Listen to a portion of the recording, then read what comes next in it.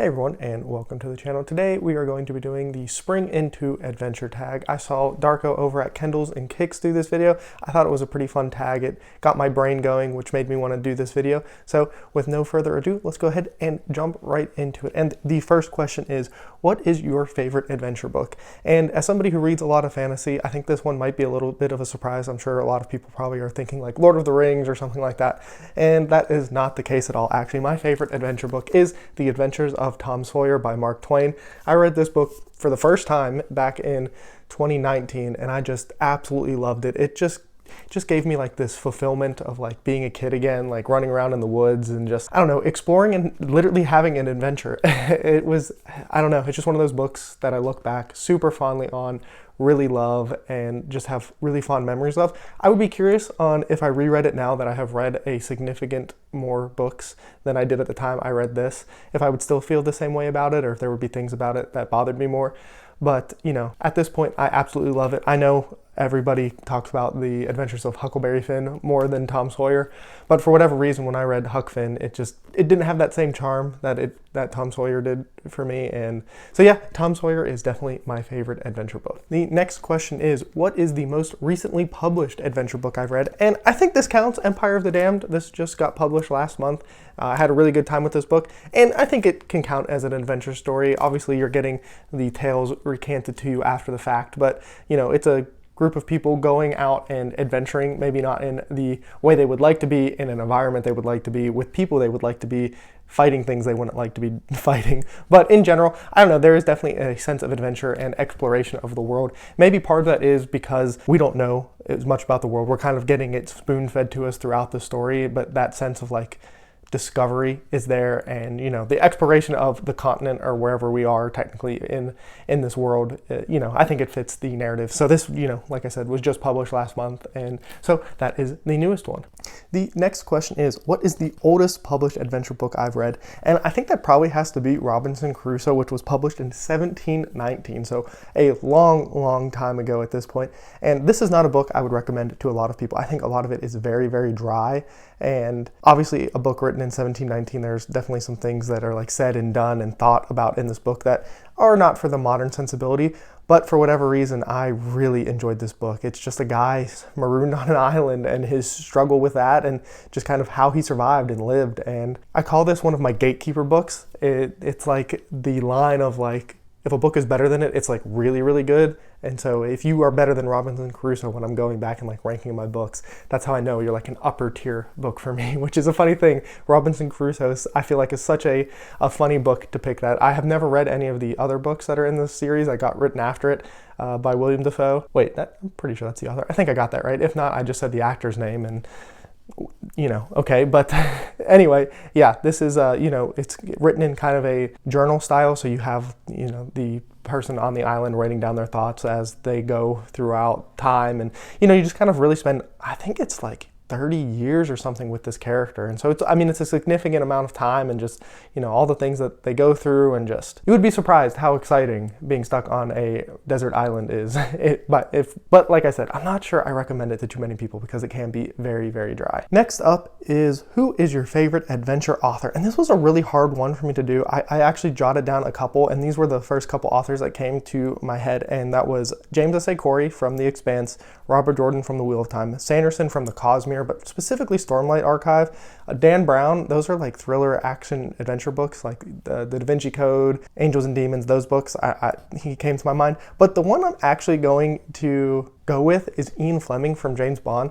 Now, these are definitely like action adventure books, and I think maybe some people would think of them more as spy thrillers, but if you really think about like what makes them adventure books, is Bond is like going somewhere new every time and exploring a new region and like having an adventure. In obviously it is in a spy thriller kind of sense, but you know, I really liked almost every single one of the 14 Ian Fleming James Bond book I read, I guess over 2 years ago now. And once again, I'm not sure there are books I would recommend, or I wouldn't recommend most of the series to everybody. There are a couple books in there that I would recommend to a lot of people if they're interested in the series.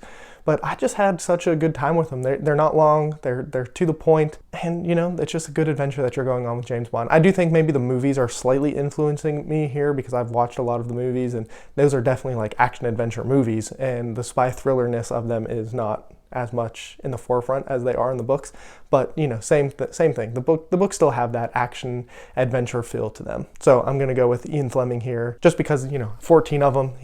That's a significant catalog for me to think about from him. Speaking of movie adaptations, the next question is, what is your favorite film adaptation of an adventure book? And it is actually not any of the James Bond books. I actually picked Jurassic Park for this one. So I liked the Jurassic Park book, but I think I just have really fond memories of the Jurassic Park movie. I think I'm just like the perfect age for when that came out and when I really kind of started watching movies, and it was probably one of the first ones that I can like really remember watching. And obviously I was obsessed with dinosaurs as a kid. I think that's, you know, pretty normal. And so like getting to see that and just being blown away by it as a kid. Now the book and the movie are pretty different. The book is definitely a little bit more of like a horror suspense kind of scientific thriller kind of thing, and the movie is definitely a little bit more of that like action adventure feel to it, but I think it really fits this narrative or this question, and the movie's great. I mean, I think everybody knows that Jurassic Park is great. It's one of those, you know, timeless movies that, you know, it still holds up today. So that has to probably be the best adaptation I can think of. I guess I would be remiss if I don't mention Lord of the Rings here finally. I'm not the biggest fan of the books. Like, I like them. Everybody calm down. They are fine books. I do like them. I'm just not one of those people who absolutely loves the Lord of the Rings. The movies, I do think, is what people really like about the series. I think there are so many people who talk about how much they love Lord of the Rings and they haven't read the books ever and they just watched the movies. And so I will say, I mean, the movies are fantastic. I think that the movies are the better way to consume the Lord of the Rings, which I'm sure is blasphemy here on BookTube, but that's just, you know, that's how I feel. So I will also give those the honorable mention here. Next up is, do you prefer fiction or non-fiction adventure books? And I don't really think I have read too many non-fiction adventure books. If you want to count the narrative of life of a slave, Frederick Douglass, as an adventure book, maybe, but that doesn't really feel right. I mean, like, it's his life, which he did a lot of like adventurous things trying to get away from slavery. So that would really be the only one I can count. So I'm gonna have to say fiction here. I mean, I mostly prefer fiction. I have read like 5 or 6 nonfiction books since 2019 when I started keeping track. So it's not like it's a genre I really reach for at all. So fiction for sure. Next up is, do you consider yourself adventurous? Why or why not? And yes, I think I am a pretty extremely adventurous person. I have done all kinds of things.